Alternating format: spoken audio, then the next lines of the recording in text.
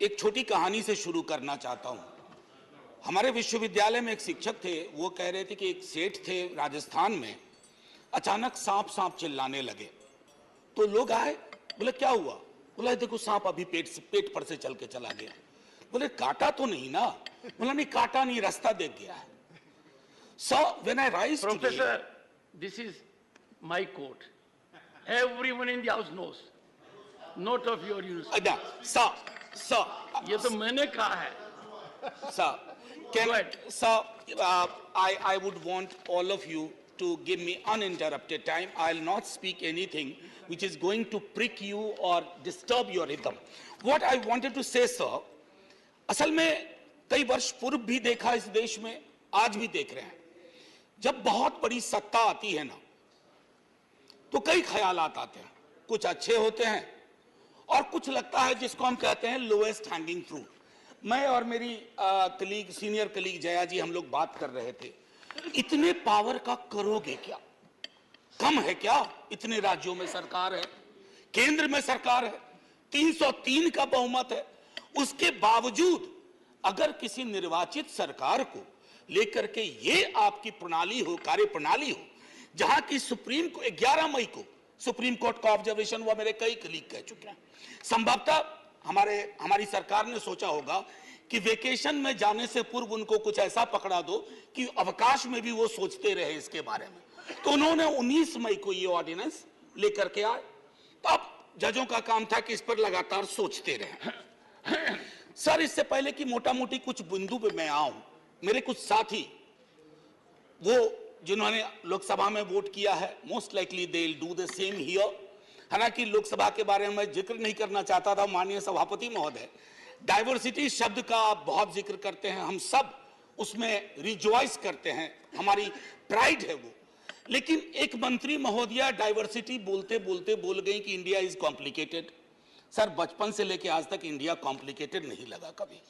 ये रिकॉर्ड में है पार्लियामेंट के, इसलिए मेरी चिंता है। इंडिया कॉम्प्लिकेटेड नहीं है सर, बड़ा सहज स्वभाव है इंडिया का, महासागर वाला है सर, सब कुछ समा जाता है, मजहब हो, धर्म हो, जाति हो, कौम हो, कोई हो।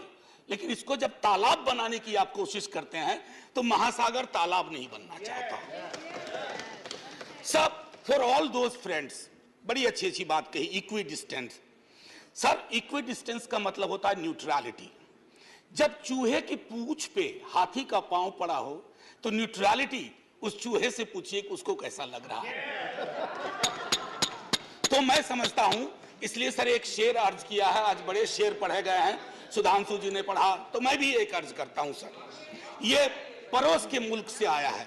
तुम तकल्लुफ को भी इखलास समझते हो फराज, तुम तकल्लुफ को भी इखलास मतलब ट्रू फ्रेंडशिप, तुम तकल्लुफ को भी इखलास समझते हो फराज।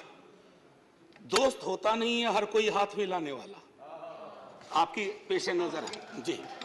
तो मैं ये कहना चाह रहा था sir, at a historical juncture एक चीज और मुझे बड़ी अच्छी लगी उस दिन, हमारे माननीय गृह मंत्री जी ने जवाहरलाल नेहरू जी को कोट किया।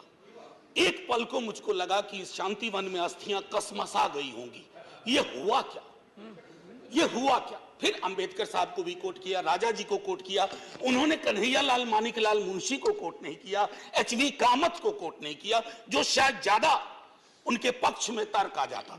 सर, विश्वविद्यालय में मैं पढ़ाता हूं तो पीएचडी के स्टूडेंट्स को साइटेशन हम लोग सिखाते हैं, इसको कहते हैं एथिकल साइटेशन। एथिकल साइटेशन में यह नहीं होता है कि सेमी कोलोन के बाद का ले लिया और शुरू वाला छोड़ दिया। उदाहरण के लिए कहता हूं कि आज तक इस दुनिया में सबको लगता है इस देश में कि मार्क्स ने कहा था कि धर्म अफीम है, religion is the opium for masses.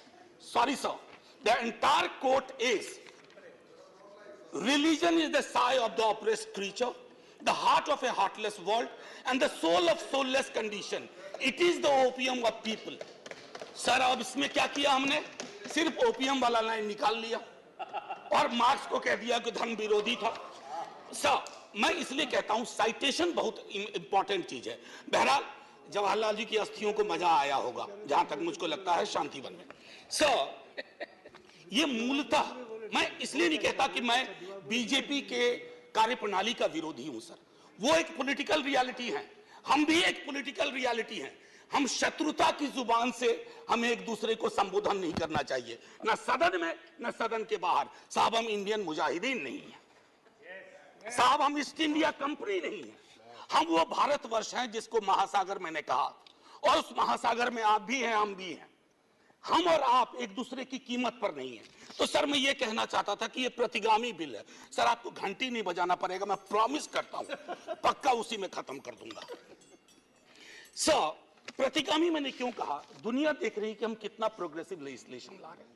Sir ये मुझे जो चिंता इसमें ये हो रही है कि माननीय सर्वोच्च न्यायालय ने एक निर्णय दिया, सर कुछ सोच के दिया होगा ना।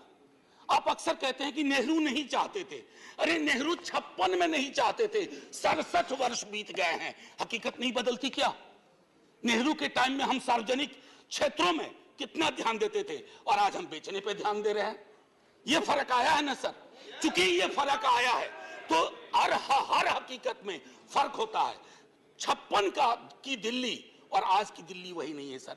सर मैं तो अरविंद केजरीवाल जी का बिल ही नहीं मानता हूं, दिल्ली गवर्नमेंट का बिल ही नहीं मानता हूं।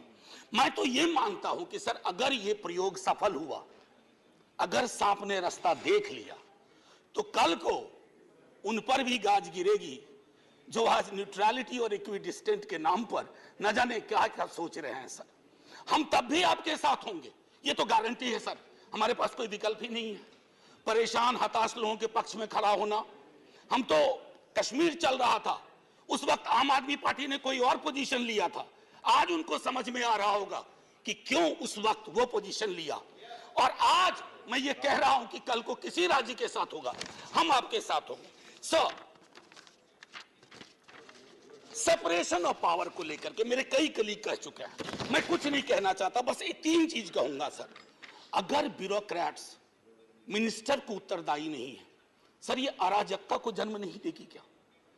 मैं दिल्ली की जनता, अगर मैं दिल्ली सरकार हूं, मैं दिल्ली की जनता के लिए उत्तरदायी हूं।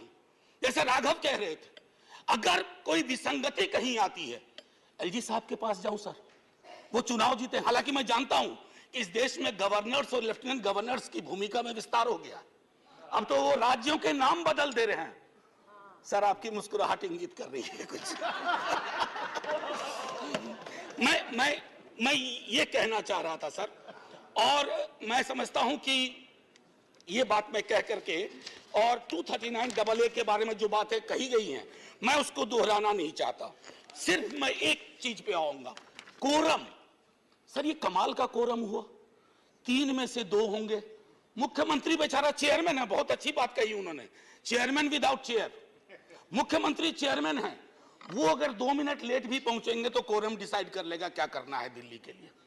Sir it is not quorum, it is actually an instrument to decimate the very idea of elected government.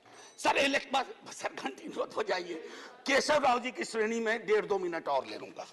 Sir एक सोल डिस्क्रिशन का मामला आया है, सोल डिस्क्रिशन, और ये मैं आग्रह करूंगा माननीय गृह मंत्री जी से, हमारी महामहिम राष्ट्रपति के लिए भी जो संदर्भ आते हैं ना, to aid and advice of the cabinet or the ministry, sir उनका भी सोल डिस्क्रिशन नहीं होता है। ये तो एक तरह से मुझे सोललेस डिस्क्रिशन दिख रहा है, आत्मा विहीन डिस्क्रिशन।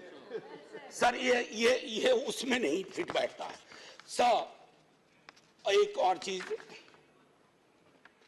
मैं अभी कल गूगल कर रहा था सर, फेडरलिज्म पर 2 बहुत महत्वपूर्ण कोट मिले इंटरेस्टिंग लोगों के, एक चंद्रबाबू नायडू जी का, एक नवीन पटनायक जी का।